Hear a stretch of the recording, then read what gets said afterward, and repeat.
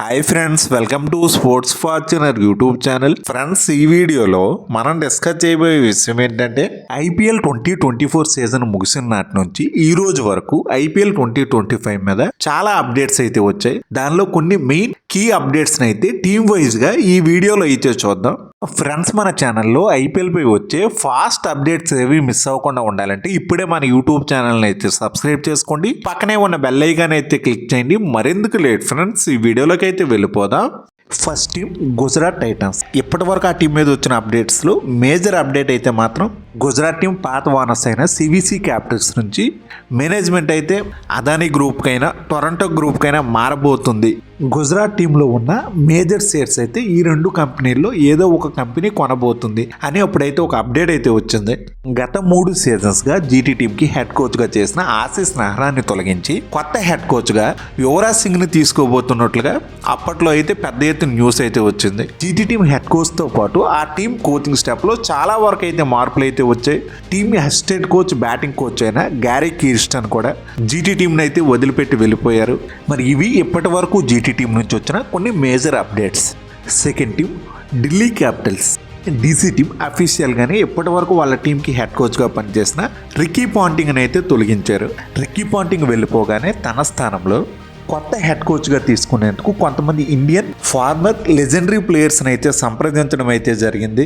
అందులో రీసెంట్గా few days back వచ్చిన అప్డేట్ ప్రకారం ఢిల్లీ క్యాపిటల్స్ టీం మేనేజ్మెంట్ అయితే యువరాజ్ సింగ్తో అయితే సంప్రదింపులు అయితే చేశారు. ఒక పక్క యువరాజ్ని అటు జీటీ టీం కావాలనుకుంటుంది, ఇటు ఢిల్లీ టీం కావాలనుకుంటుంది. మరి ఫైనల్ డెసిషన్ అనేది యువరాజ్ చేతిలోనే ఉంది. అలాగే డీసీ టీం నుంచి వచ్చిన ఒక మేజర్ అప్డేట్ అయితే మాత్రం ఢిల్లీ టీం మేనేజ్మెంట్ అయితే రిషబ్ పంత్ కెప్టెన్సీపై అసహనంతో ఉండి తననే టీం నుంచి బయటకు వదిలేయాలని డిసైడ్ అయ్యారు. రిషబ్ పంత్ స్థానంలో రాబోయే సీజన్ కోసం హిట్ మ్యాన్ రోహిత్ శర్మని ఢిల్లీ టీంలోకి తెచ్చుకోవాలని తనతో అయితే సంప్రదింపులు అయితే చేయడం అయితే జరిగింది. పాంటింగ్ నిష్క్రమణ తర్వాత గంగూలీ అయితే ఢిల్లీ టీంని హెడ్ కోచ్గా లీడ్ చేయాలని అనుకున్నాడు. బట్ తన కోరికని మేనేజ్మెంట్తో చెప్పిన మేనేజ్మెంట్ అందుకు సస్యమేర అనడం అయితే జరిగింది. ఒక పక్క గంగూలీ అయితే రిషబ్ పంత్ ఢిల్లీ టీంతోనే ఉంటాడని చెప్తున్నా, మరో పక్క అయితే రిషబ్ పంత్ బయటికి వెళ్ళిపోతున్నట్లుగా వార్తలు రావడం అయితే జరుగుతుంది. Third team Kolkata night riders. ఇప్పటి వరకు చూసుకుంటే కేకేఆర్ టీం నుంచి వచ్చిన మెయిన్ మేజర్ అప్డేట్స్ అనేవి వాళ్ళ టీం కోచింగ్ స్టాఫ్ మీదే వచ్చాయి. 10 ఏళ్ల తర్వాత మళ్ళీ కేకేఆర్ టీంని ఛాంపియన్గా చేసిన కేకేఆర్ టీం మెంటర్ అయిన గౌతమ్ గంభీర్ ఆ టీంని వదిలిపెట్టి వెళ్ళిపోవడం అయితే జరిగింది. మరి తనతో పాటు batting coach Abhishek Nayar, fielding coach Ryan ten Doeschate వీళ్ళందరూ కూడా టీంని ఒకేసారి వదిలిపెట్టి వెళ్ళిపోవడం వల్ల కొన్ని ఇబ్బందికరమైన పరిస్థితులే ఉన్నాయి. కేకేఆర్ టీం మేనేజ్మెంట్ అయితే రాహుల్ ద్రావిడ్ని మెంటర్గా చేసుకునేందుకు తనతో సంప్రదించిన ఫలితం లేకుండా పోయింది. రాహుల్ ద్రావిడ్ అయితే కేకేఆర్ ఇచ్చిన ఆఫర్ని అయితే తిరస్కరించడం అయితే జరిగింది. అలాగే లేటెస్ట్గా ఫ్యూ డేస్ బ్యాక్ వచ్చిన అప్డేట్ ప్రకారం కేకేఆర్ టీం మేనేజ్మెంట్ అయితే సూర్యకుమార్ యాదవ్ కోసం అన్అఫీషియల్గా అయితే సంప్రదించడం అయితే జరిగింది. మరి ప్రస్తుతం కేకేఆర్ టీం కెప్టెన్గా ఉన్న శ్రేయస్ అయ్యర్ని అయితే కేకేఆర్ టీం మేనేజ్మెంట్ అయితే ముంబై టీంతో ట్రేడ్ చేసుకోవాలని ఆఫర్ ఇవ్వడం అయితే జరిగింది. టీంని ఛాంపియన్గా చేసిన కెప్టెన్ కూడా మార్చేయాలని అనుకోవడం ఏంటో ఈ డెసిషన్ అయితే మాత్రం కాస్త వింతగానే అనిపిస్తుంది.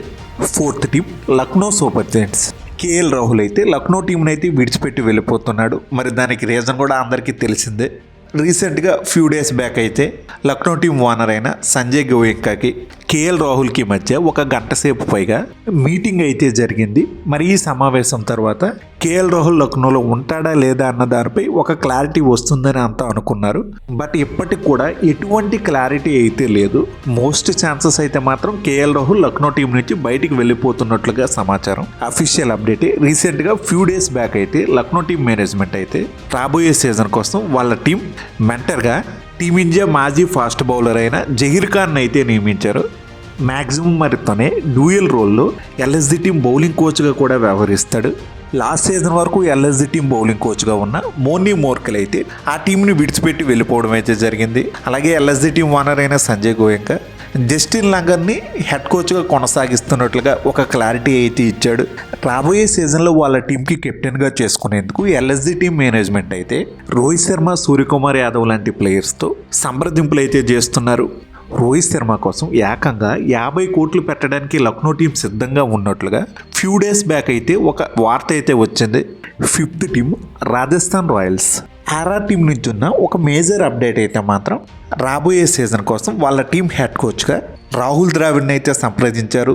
మరి తను కూడా ఒప్పుకోవడం అయితే జరిగింది. ఇంకా దీనిపై అఫీషియల్ అప్డేట్ రావడమే తొరబాయి.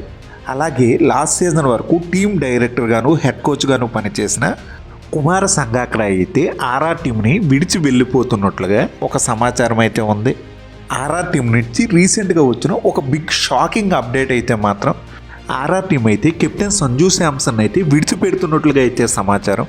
ఆర్ఆర్ టీం వాళ్ళ అఫీషియల్ ఇన్స్టాగ్రామ్ అకౌంట్లో కెప్టెన్ సంజు శాంసన్ మీద ఒక స్పెషల్ వీడియో పోస్ట్ చేస్తూ దాని కింద మేజర్ మిస్సింగ్ అంటూ సంజు శాంసన్ని ఉద్దేశించి ఒక క్యాప్షన్ అయితే రాసుకొచ్చారు. దాంతోపాటు ఏడుస్తున్నట్లుగా ఒక ఎమోజీని కూడా జోడించారు.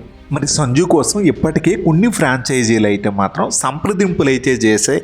దానికోసం మీకు వీడియో కావాలంటే కామెంట్స్ అయితే చేయండి.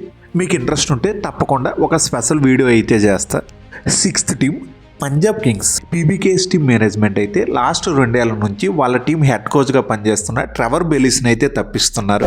మరి తన స్థానంలో కొత్త హెడ్ కోచ్ గురించి అయితే టీమిండియా మాజీ లెజెండరీ ప్లేయర్స్తో అయితే సంప్రదింపులు అయితే చేశారు. అందులో భాగంగా మొదటిగా వచ్చిన పేరు అయితే మాత్రం సురేష్ రైనా, మరి ఆ తర్వాత వచ్చిన పేరు అయితే వసీం జాఫర్.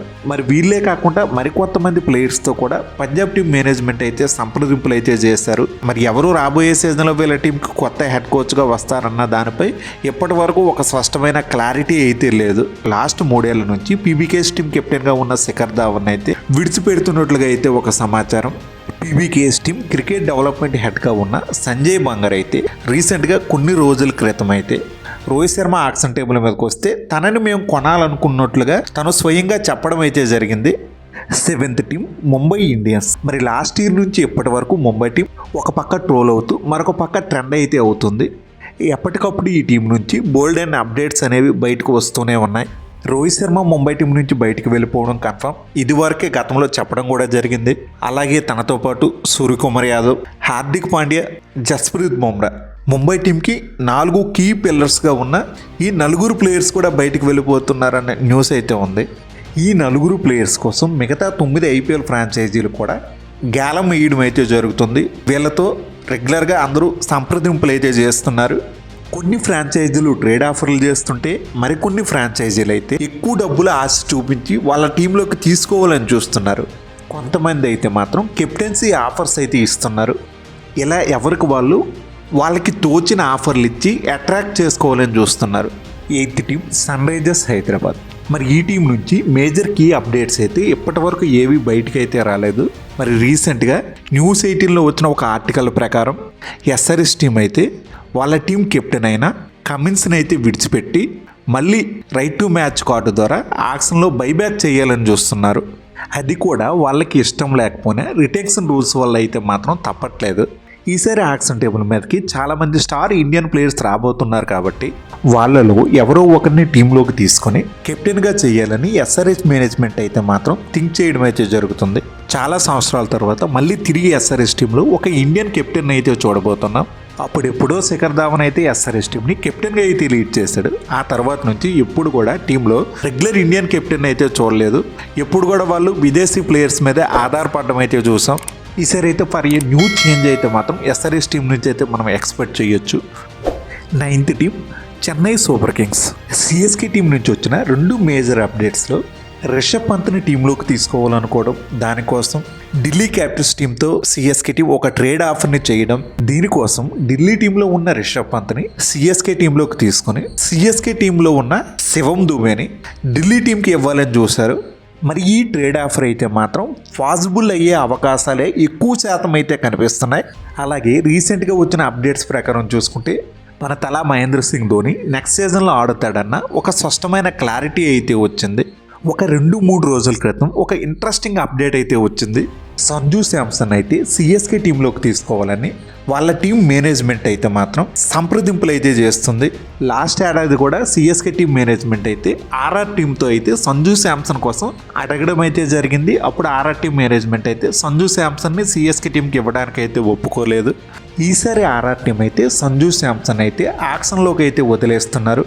అలాగే రాబోయే సీజన్లో రిషబ్ పంత్ని టీంలోకి తీసుకుని రుతురాజ్ గైక్వాడ్ని కెప్టెన్గా తొలగించి ఆ స్థానంలో రిషబ్ పంత్ని కెప్టెన్గా చేస్తారన్న ఒక రూమర్ అయితే వచ్చింది.